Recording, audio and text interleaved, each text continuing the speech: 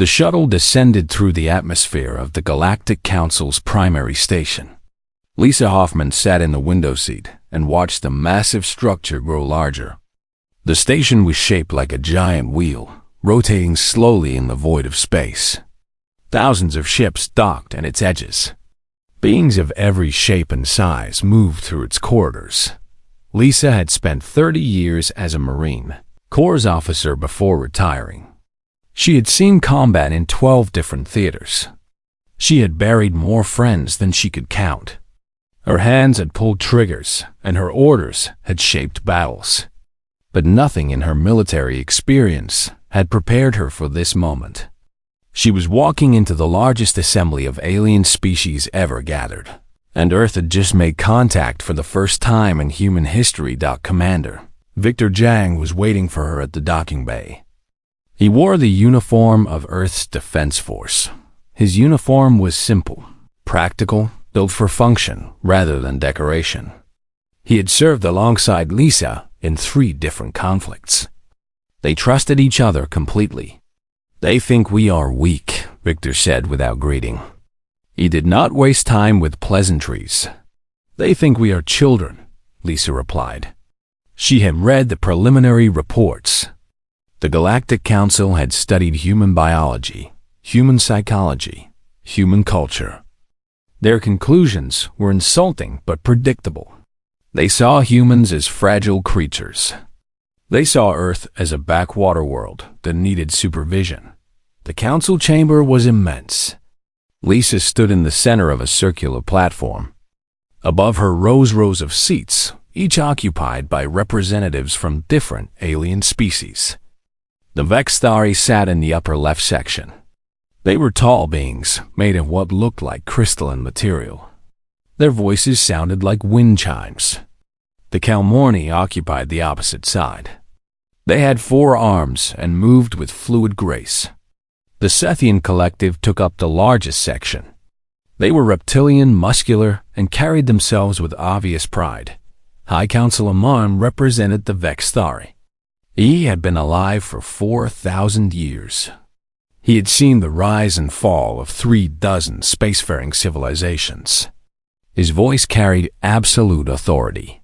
"Welcome, Captain Hoffman," Marn said. "Earth has been a mystery to us for many centuries.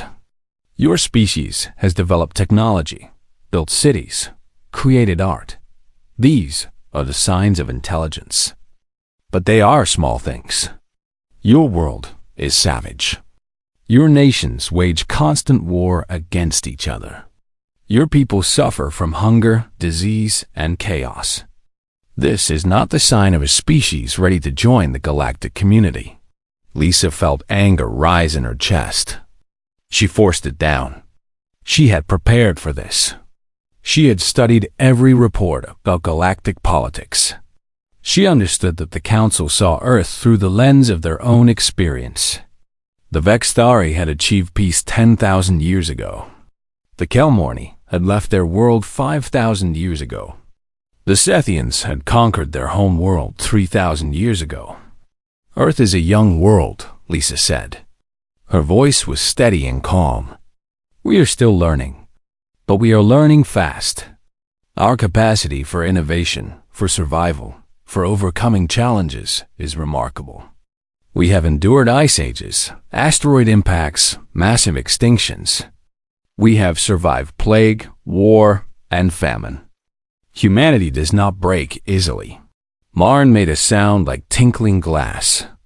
It was the Vexthari way of expressing amusement. "Captain, you misunderstand the situation. We are not here to judge Earth's worthiness. We are here to protect it. The galaxy is dangerous. There are species that would see your world stripped of resources. There are powers that would enslave your people. We are offering you protection. In exchange, Earth will accept our guidance on matters of expansion, resource distribution, and foreign relations." The words landed like stones. Lisa looked up at the Council. She saw no malice in their expressions. They genuinely believed they were being kind. They thought they were saving humanity from a harsh galaxy. Derek Sullivan was Earth's other official representative. He was a diplomat, a man who had spent his entire career building bridges between nations on Earth. He believed in negotiation, in compromise, in finding common ground. He stood beside Lisa now, and she could feel his concern. "We accept your protection with gratitude," Derek said. He had made this decision with Lisa and Victor before coming to the station. The military option was not ready. Humanity was not ready. They would play the role of the grateful child species. "For now," Martin continued, "the Sethian Collective has volunteered to oversee your expansion. They will ensure that human colonization efforts remain within appropriate territories. They will enforce the laws of the galactic community. This is a great honor. The Sethians are fierce warriors. They have brought order to 17 different sectors." A Sethian commander rose from his seat. His name was Krax. His scales were a deep crimson color. His teeth were visible in what might have been a smile, though it looked more like a threat. "Humans are fragile," Krax said. His voice was harsh, like rocks grinding together. "On my world, we have evolution by combat. The strong survive. The weak die. Your species is too soft for such things. You need protection. You need discipline. The Sethian Collective will provide both." Lisa watched as other council members nodded. A young Kalmorni named Zephyr seemed to lean forward with interest, but he said nothing. "The relocation of human colonies will begin immediately," Mar announced. "All human settlements within the inner sectors will be moved to the outer rim. This is for your protection. The outer rim is more isolated, more secure. You will have space to develop without interference." Lisa heard the words, but she understood what they really meant. Earth was being pushed to the edge of known space. Humanity was being isolated. The Council was not protecting them. The Council was containing them. The assembly ended without ceremony. The council members simply stood and began to leave. Krax smiled the terrible smile at Lisa as he passed. She did not smile back. Later, in the secure communication chamber, Lisa and Victor discussed what they had witnessed. "They do not believe we are a threat," Victor said. "That is our greatest advantage. They think we are primitive. They think we are weak." "They are wrong," Lisa said. She was looking at the planet Earth on the display screen. Blue oceans, green continents, white clouds swirling in the atmosphere. It was beautiful. It was home. "We need to prepare," Victor continued. "The hidden weapons caches on the outer settlements. The dormant military units. The ships we have been building in secret. We need to activate everything." Lisa nodded slowly. She had hoped that diplomacy would work. She had hoped that reason would overcome prejudice. She had hoped that the galaxy would see humans as equals. But hope was not a strategy. Preparation was. "Begin mobilization," Lisa said. Quietly, carefully. "We do not know how long we have, but when the moment comes, we will be ready. The Galactic Council will learn that humans are not fragile. They will learn that humans do not break." Victor nodded. Neither of them smiled. They both understood what was coming. War was now inevitable. The only question was when it would begin. 3 months had passed since the Galactic Council's decision to relocate human colonies. The process was slower than expected. The Sethian Collective moved with deliberate slowness, as if they enjoyed the weight of their authority over the humans they were displacing. Lisa Hoffman stood on the observation deck of the Earth, defense vessel that had been hidden in a nebula for the past 18 months. She could see the colony below her on the screen. Families were being forced onto transport ships. Children cried as they left their homes. Adults moved like ghosts, understanding that they would never return to the lives they had built. Emma Brooks stood beside Lisa. Emma was a lieutenant in the Defense Force. She had been born on a colony world, not on Earth itself. Her parents had taken her there when she was 2 years old. She remembered the red sand of the planet, the way the water from the nearby river tasted, the smell of the harvest festivals. Now all of that was being erased. They do not even try to hide their contempt, Emma said. Her voice was controlled, but Lisa could hear the anger underneath it. A Sethian guard ship descended toward the colony. Through the sensors, Lisa could see the guards begin to move people more quickly. One child had fallen. A Sethian guard picked her up and threw her into the transport ship. The impact was brutal. Lisa saw the child land hard on the metal floor. Emma made a sound, a sharp intake of breath. Her hands clenched in the fists. Soon, Lisa said quietly, the military fleet will be ready in 6 weeks. Until then, we record everything. We document every act of cruelty. We gather evidence. Sergeant Nathan Cole was the commander of the ground operations on the colony. He had 20 years of combat experience. He had survived ambush, counterinsurgencies, and face-to-face battles with enemy soldiers. Now he was watching children being thrown into ship's dock through his communication device, he reported to Victor Zhang. They are accelerating the evacuation, Nathan said. His voice remained steady, but his jaw clenched with tension. They do not care about the damage they cause. To them, we are livestock being herded into pens. Victor was in the underground command, center beneath the Himalayas on Earth. This location had been prepared in secret for 5 years. It was built to survive nuclear strikes, asteroid impacts, and electromagnetic pulses. It was built to survive what was coming. The science team has confirmed that the ancient weapons cache is active, Victor replied. The technology is similar to Sethian systems, but more advanced. Our engineers believe they can integrate it with our existing military framework within 4 weeks. Nathan processed this information. He was a soldier. He understood that sometimes you had to watch injustice happen while you waited for the right moment to strike back. What about the civilian population? Nathan asked. All non-military personnel will be moved to the outermost settlements, Victor said. We have constructed underground shelters beneath each colony. Supplies have been stockpiled. When the conflict begins, the civilians will survive. The military will protect them. On the observation deck, Lisa continued to watch the Sethian forces work. She saw a pattern now, a predictable rhythm to their movements. They always left the main defensive position lightly guarded at midday. They always gathered their forces on the western perimeter in the late afternoon. They were confident. They were careless. Derek Sullivan was in the council chambers when Lisa received a summons. The Galactic Council wanted to meet with the human representatives again. Derek felt a flutter of hope. Perhaps they had reconsidered the relocation order. Perhaps reason had prevailed. Lisa felt only cold certainty.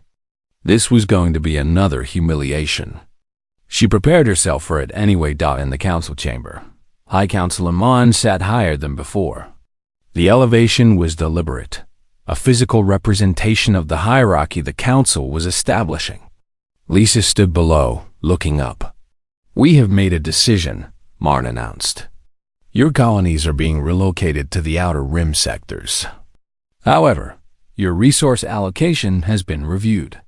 We have determined that your species is consuming more resources than appropriate for a species at your developmental level. Therefore, we are implementing a resource reduction.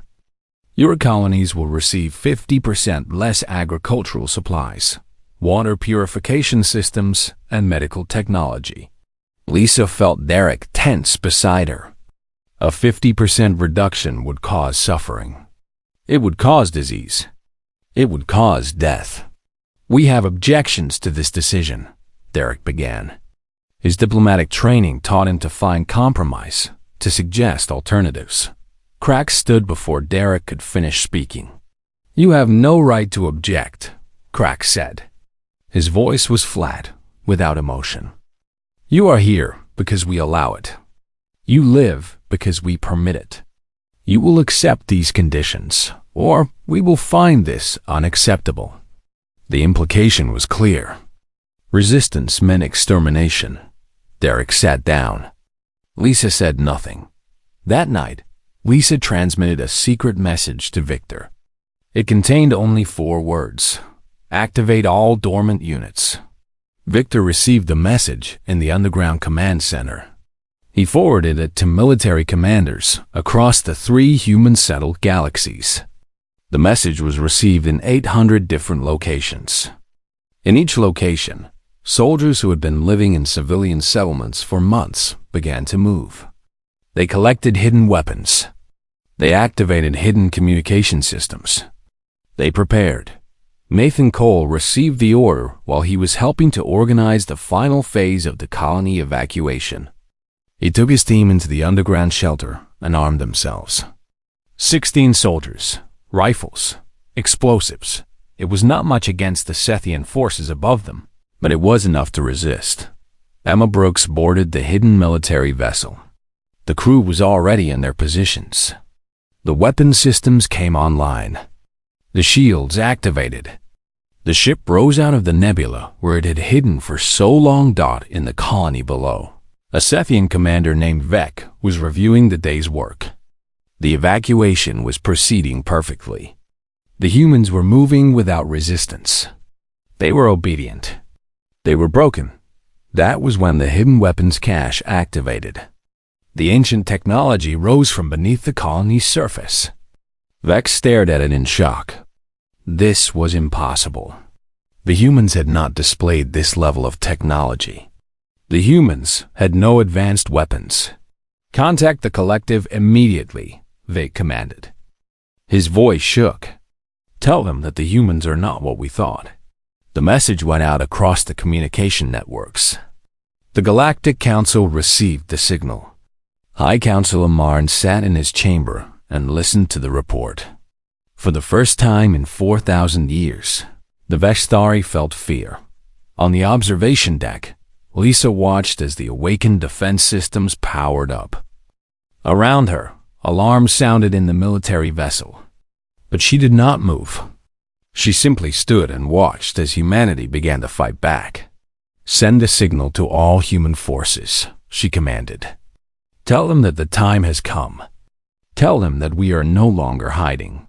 Tell them that humans are not harmless. Tell them that we are warriors." The word spread through the human settlements like fire. Soldiers emerged from hiding. Ships powered up. Weapons were activated. For the first time since making contact with the galactic community, humanity was showing its true face, and the Galactic Council would learn that they had made a terrible mistake. The human military forces moved with precision that the Sethians had not expected. In the first hour of conflict, 3 human battleships jumped into the system where the Sethian fleet was stationed. They emerged from jump space directly behind the Sethian rearguard. Before the Sethians could react, the human ships opened fire. The Sethian destroyers exploded. Their shields, designed to handle Sethian weapons, were helpless against the ancient technology that the humans had recovered. The first Sethian casualty report came through in seconds. 14 ships destroyed. 300 soldiers dead. Lisa Hoffman sat in the command center of the human flagship and watched the battle unfold on the tactical display. Her face remained calm, but her heart was moving at dangerous speed. This was real now. There was no turning back. "All human strike forces report battle stations ready," the communications officer announced. Emma Brooks confirms that her team is moving toward Outer Rim Station. Nathan Cole reports that ground forces have secured the colony's perimeter. Civilian evacuation is proceeding on schedule. Lisa nodded. The Outer Rim Station was the largest Sethian installation in human-controlled space. It held the command center, the supply depot, and the primary defensive grid for the entire sector. If they could capture it, they could push the Sethians back to the edge of human territory. Emma, Brooks was inside the cargo hold of a Sethian transport ship. Her team had infiltrated the vessel by hiding in a fuel tank. The transport had docked at the Outer Rim station with no trouble. The Sethians had no reason to suspect that a human military team was already inside their fortress. The transport's doors opened. Emma and her soldiers moved quickly through the corridors. They had studied the station's layout for months. They knew exactly where they were going. A Sethian guard appeared at the junction ahead. Emma did not hesitate. She fired 3 shots. The guard fell. Behind them, more guards were shouting into communication devices. "We are compromised," Emma said into her radio. "Moving to the defense grid now. We need support from the naval forces." In orbit above the station, Lieutenant James Harrison commanded a flight of human fighter craft. The fighters were small, fast, and heavily armed. They had been designed in secret over the past 2 years. To the Galactic Council, they did not exist. To the Sethians, they were a nightmare made real. Harrison's flight descended toward the station's outer defenses. The defensive grid began firing. Beams of energy tore through space. But the human fighters were more maneuverable than the Sethian control systems could track. "Formation Delta," Harrison commanded. "Converge on the primary reactor." The fighters banked hard and accelerated. They flew toward the center of the station. Behind them, the Sethian defensive grid tried to follow, but the humans were already inside the effective firing range. The fighters released their ordnance. The station shook as explosions rippled through its outer hull. Alarms blared in every corridor. Inside the station, Emma Brooks felt the concussion and knew that her team had a narrow window of opportunity. They reached the defense GRID control center. 2 guards were present. Emma moved with the efficiency of a trained killer. The guards were down before they could fire a shot. Emma planted explosive charges on the main control console. The ancient technology that the humans had recovered was showing its value now. The charges were designed to disrupt the shield frequency without destroying the station itself. "Charges set," Emma reported. 30 seconds until detonation. 15 seconds later, the primary reactor lost power. The defensive grid went dark. The Sethian forces inside the station were now vulnerable. Nathan Cole led the ground assault from below. His soldiers had emerged from the underground shelter with weapons, explosives, and determined expressions. They knew that the next few hours would determine whether humanity survived or was erased from the galaxy. The Sethian commander inside the station was Vec, the same officer who had watched the ancient weapons cache activate days before. Now Vec was watching his station burn. The humans had launched a coordinated assault from space and ground simultaneously. It was a tactic he had not anticipated. Vec's soldiers fought back desperately. The Sethians were warriors. They had conquered their home world in brutal combat. They did not surrender easily, but the humans were fighting with something the Sethians did not have. They were fighting with discipline, with strategy, with the knowledge that their survival was at stake. Nathan's team fought room by room through the station. Each corridor was a battle. Each chamber was a conflict. The Sethians were stronger, faster, and their weapons were effective. But the humans had training, coordination, and they had learned to use the station's own systems against the defenders. Sethian squad moved to cut off Nathan's advance. Nathan placed his soldiers in a defensive position and called for support. Above the station, another flight of human fighters screamed down through the atmosphere. Their missiles struck the Sethian position. The squad was eliminated. 3 hours into the battle, the Sethian command structure at Outer Rim Station collapsed. Commander Vec made the decision to retreat. He gathered the surviving soldiers and led them to the escape vessels. The humans were winning the station. Across the communication networks, the Galactic Council received reports of the battle. High Councilor Marn sat in disbelief. In 4,000 years of Vextari history, they had never encountered a species that could move from military insignificance to powerful combatant. In such a short time, the young Kelmorny named Zephyr was the first to speak. "We have misjudged the humans," Zephyr said. His forearms moved in patterns that conveyed both concern and respect. "They are not fragile. They are not children. They are warriors." Marn did not respond immediately. He was processing what this meant for the Galactic Order. The Sethian collective, whom the Council had depended on to maintain order, was being defeated by a species that had entered the galactic community only months ago. Commander Krax received the casualty reports from Outer Rim Station. 12,000 soldiers lost. 7 warships destroyed. The station itself was in human hands. For the first time in his military career, Krax understood fear, but fear turned to anger in the Sethian mind. Anger turned to the determination to crush the humans completely. "Mobilize the entire Sethian fleet," Krax commanded. "Every ship, every soldier. We will annihilate the humans and burn their colonies from orbit. We will make them extinct. We will erase them from history."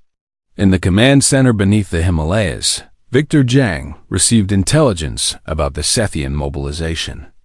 The numbers were worse than he had expected. The Sethian fleet was twice the size of human military forces, but Victor had prepared for this. He had known that initial success would bring overwhelming retaliation. "All human forces," Victor broadcast across the encrypted channels, "prepare for total war. The Sethians are coming with everything they have. We must not yield. We must not break. Humanity will survive this. Humanity will endure." Lisa Hoffman stood in the command center of her flagship and watched the reports flow in. The Outer Rim Station was secure. Civilian evacuations were complete. The hidden weapons caches had proven more effective than expected, but the real war was just beginning. The Sethian collective was about to throw its full military force at humanity. The battle at Outer Rim Station had been a victory, but it was only the opening move in what would be a long, brutal conflict. Lisa thought of Earth. She thought of the billions of people depending on her decisions.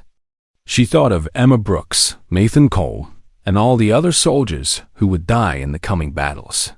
"Begin Phase 2, Lisa commanded.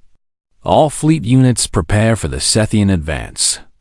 We will meet them in open space. And we will show them that humans are not harmless. We will show them that humans are unstoppable." The word went out. The human navy moved into position. The war was no longer a series of skirmishes. It was now a genuine conflict between two major powers. The galaxy held its breath to see what would happen next. The space above the human settlement was filled with warships. The Sethian fleet had arrived with overwhelming force. 200 military vessels hung in the darkness, their weapons ready. The human fleet was smaller, only 130 ships, but they were positioned strategically. They had studied the terrain of space around their colonies. They knew the geometry of every asteroid field, every gravitational anomaly, every useful feature. Commander Krax watched the battle from the flagship of the Sethian fleet. He had expected the humans to surrender when they saw his forces. Instead, they attacked. The human strategy was to divide the Sethian fleet. Lisa Hoffman had ordered her ships to move in a pattern that forced the Sethians to spread their formation. The Sethian ships were larger and carried more firepower, but they were slower and less maneuverable. A human destroyer named the Columbia cut through the Sethian formation like a blade. It fired on 3 Sethian cruisers simultaneously. The Sethian ships moved to intercept, but they were too slow. The Columbia had already moved to the next position. Emma Brooks was piloting a fighter now. She had left the ground and joined the space battle. She could see the larger ships fighting around her, but her job was different. She was targeting the Sethian communication nodes, the relay systems that kept the fleet coordinated. Emma dove her fighter toward a Sethian relay station. The station's defenses tried to track her, but she was moving too fast. She released her missiles and pulled hard on the control stick. The station exploded behind her. Nathan Cole had stayed on the ground. He was defending the civilian shelters against Sethian assault teams that were trying to destroy the planet's surface infrastructure. His soldiers were dug in behind fortifications they had built in secret over the past months. A Kahan Sethian dropship descended toward their position. Soldiers in heavy combat armor began to rappel down on cables. Nathan waited until they were halfway down before giving the order to fire. The soldiers rappelled down into the fire of Nathan's position. They fell like rain. The surviving Sethians took cover and began to return fire. Nathan's soldiers responded with practiced efficiency. This was not their first combat. Many of them had been in conflicts on Earth, defending human settlements against the violence that humans inflicted on each other. They knew how to fight. They knew how to survive. A Sethian soldier moved forward aggressively, using suppressive fire to advance. Nathan tracked him and fired a single shot. The soldier fell. Nathan had killed more enemies than he could count. He did not take pleasure in it anymore. It was simply what needed to be done. High Councilor Marn watched the battle from the safety of the Galactic Council station. He had been alive for 4,000 years. He had seen wars between advanced species. He had seen civilizations rise and fall. But he had never seen anything like this. The humans were not fighting the way the Sethians fought. The humans were not fighting the way any species in the galaxy fought. They used decoys to draw fire. They used terrain to gain advantage. They coordinated their forces with such precision that individual ships seemed to move as part of a single organism. A human destroyer took a direct hit from a Sethian capital ship. The human destroyer should have been destroyed. Instead, it had reinforced armor in that section, and it had already maneuvered to reduce the impact of the attack. The humans are thinking strategically, Marn said to Zephyr. The young Kelmorny was standing beside him, watching the same battle. This is not luck. This is intelligence. Superior intelligence. Zephyr made a noise that indicated agreement. His forearms moved in patterns that conveyed concern. The Sethians are losing, Zephyr said. Look at the casualty count. The humans have lost 15 ships. The Sethians have lost 42 ships. At this rate, the Sethian fleet will be destroyed in 4 more hours. Mon processed this information. The Sethian Collective was one of the most powerful military forces in the galaxy.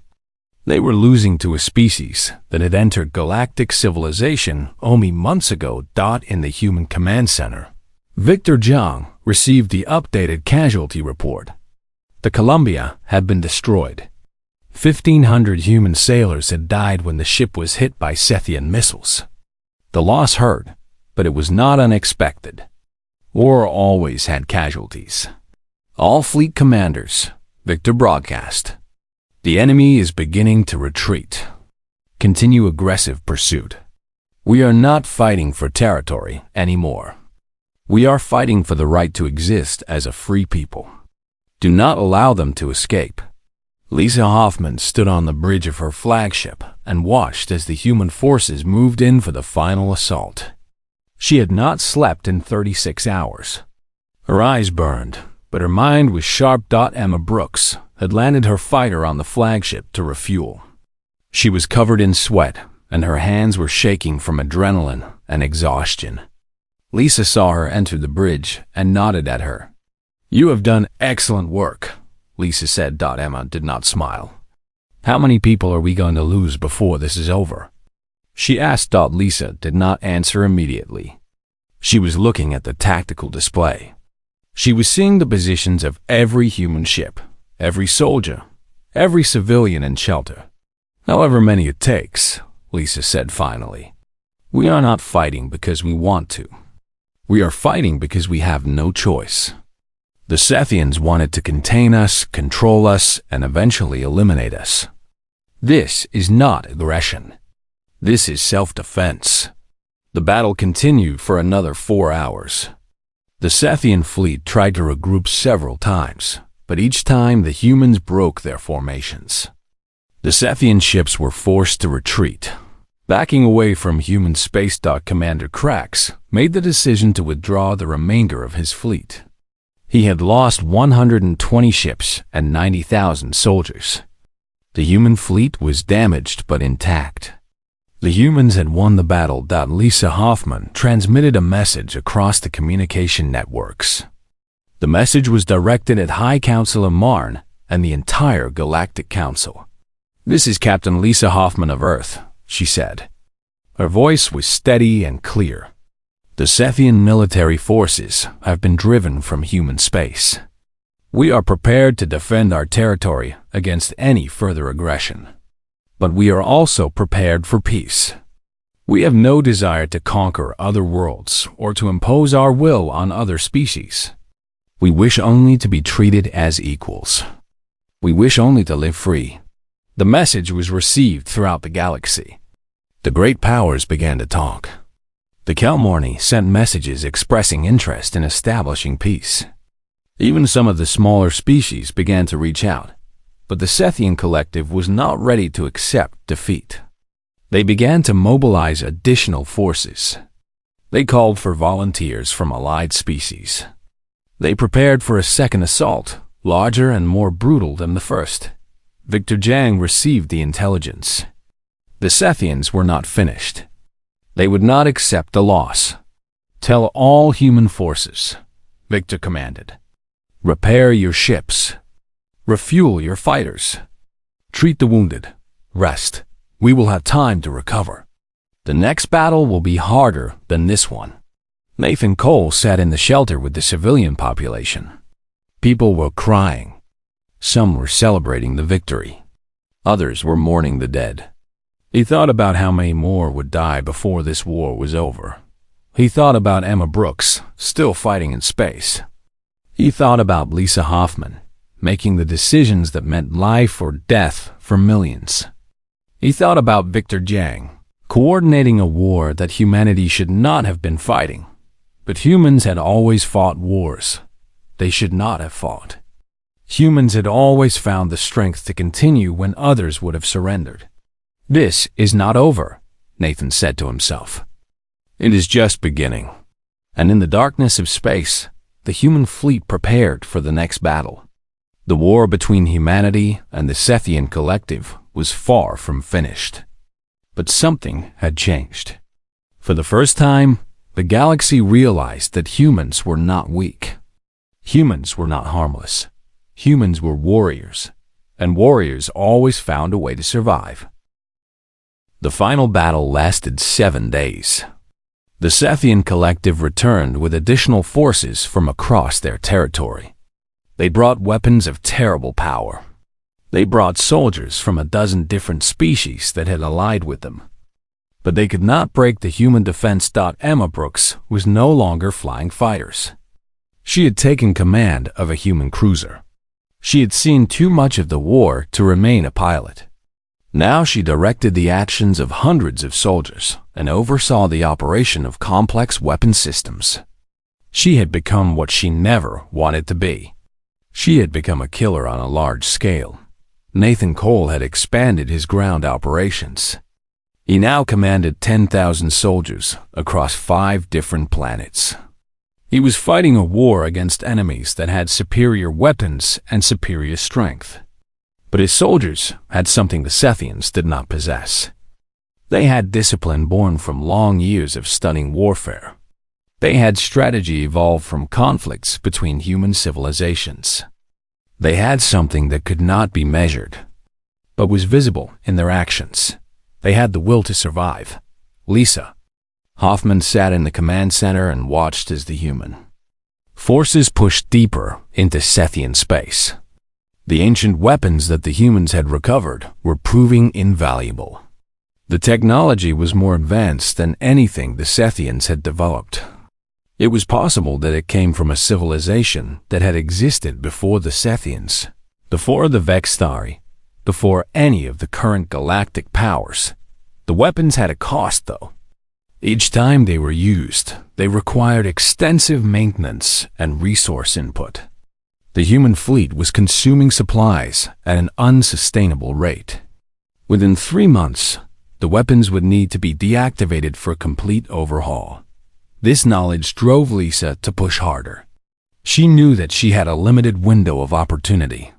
She needed to force the Sethian collective to surrender before that window closed. On the Sethian flagship, Commander Krax was receiving casualty reports that made no sense. The humans were not supposed to be winning. The mathematics of galactic warfare said that a smaller fleet should not be able to defeat a larger one. But the humans had rewritten those mathematics. Krax had lost 300 ships. 200,000 soldiers were dead. The supply lines were breaking down. The allied species that had joined the Sethian cause were beginning to question the wisdom of fighting an enemy that simply would not break. High Counselor Marn made the decision to end the war. He sent an official request for peace negotiations. He requested that Lisa Hoffman and Commander Krax meet on neutral territory to discuss terms. The meeting took place on a station that orbited a neutral star. Lisa sat across from Krax at a long table. Neither of them wanted to be there.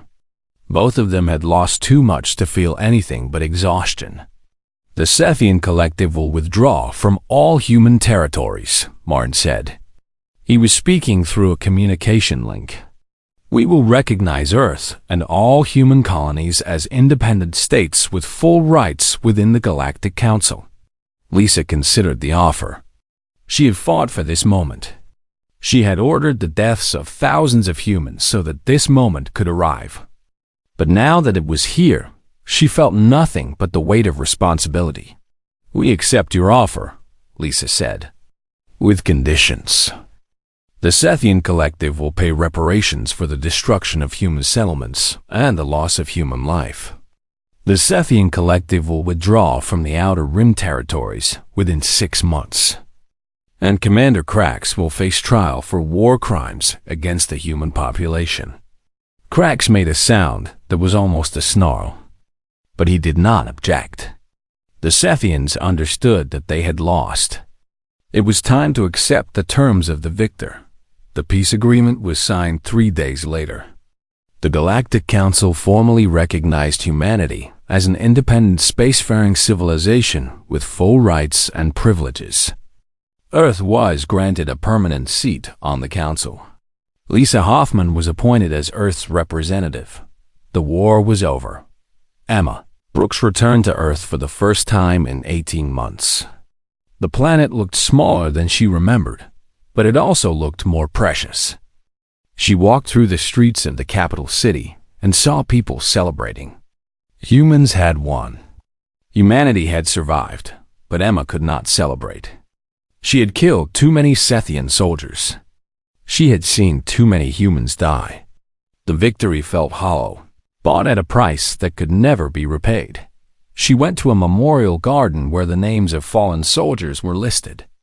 There were thousands of them. Thousands of humans who would never see Earth again. Thousands of families that had been destroyed by the war. Nathan Cole found her there. He was also struggling with the victory. He had sent 10,000 soldiers to fight. 3,000 had not come home.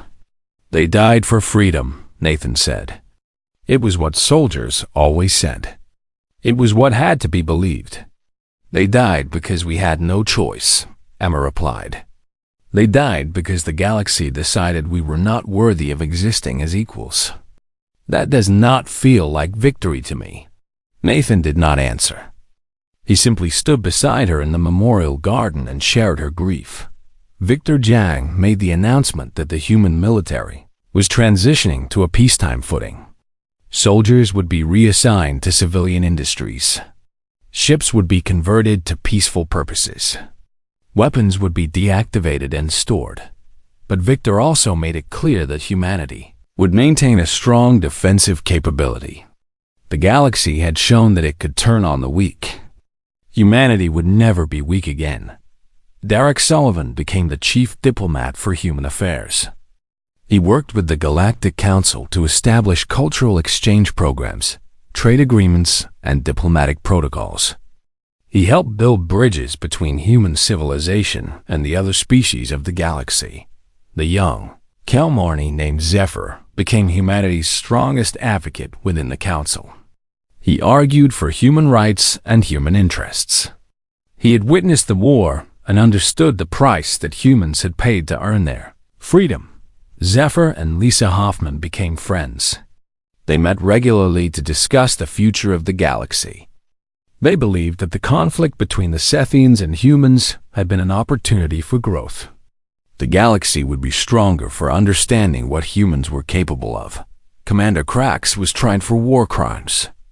He was convicted and sentenced to exile on a prison planet. The Sethian collective accepted the verdict. They understood that this was the cost of defeat. They understood that justice had to be served. Emma Brooks was offered a promotion to general. She refused. Instead, she asked for a discharge from the military. She wanted to return to civilian life. She wanted to rebuild what had been destroyed. Nathan Cole accepted a position training the next generation of human soldiers. He wanted to pass on what he had learned. He wanted future soldiers to understand the weight of command, the responsibility of leadership, the cost of victory. Lisa Hoffman stood in the assembly hall of the Galactic Council. She was about to make her first official speech as Earth's representative. Hundreds of alien dignitaries were present. The entire gallery was watching. 3 months ago, humanity was an unknown species, Lisa began. We were classified as primitive, fragile, incapable of defending ourselves. The Galactic Council decided to treat us as children who needed supervision. Lisa paused and looked at High Counselor Marn. He met her gaze steadily. But humans are not children. Humanity did not emerge from savagery or chaos. We emerged from the most brutal environment in this sector of space. Earth is a harsh world. It forged us in fire. It made us what we are. And what we are is a species of survivors. The council chamber was silent. Every being was listening. Humanity does not claim superiority, Lisa continued. We do not seek to dominate other species. We do not wish to impose our will on anyone. We simply wish to be treated as equals. We wish to be given the opportunity to grow and develop alongside other civilizations. And we wish for peace. Lisa spread her hands. The conflict with the Sethian collective is over. Humans and Sethians will live as neighbors, connected by trade and mutual respect. The Kelmarni have shown us kindness and understanding. We will always remember that. The Vexthari have shown us wisdom. We hope to learn from you. And all other species of the galaxy are our potential partners in building a better future. The council erupted in communication. Beings made sounds that indicated approval, doubt, interest, and concern. But the message had been delivered. Humanity had arrived on the galactic stage. Humanity would not be ignored. Humanity would not be mistreated. That evening, Lisa returned to Earth. She stood on a cliff overlooking the ocean and watched the sunset. The sky was filled with colors. Red and orange and yellow faded into blue and purple as the sun descended below the horizon. She thought about all the people who had died to make this moment possible. She thought about the weight of responsibility she now carried. She thought about the future of humanity among the stars. Emma Brooks joined her at the cliff. They had served together through the entire conflict. They understood each other in a way that only soldiers could. Do you think we made the right choice? Emma asked. Going to war, I mean. Was it worth it?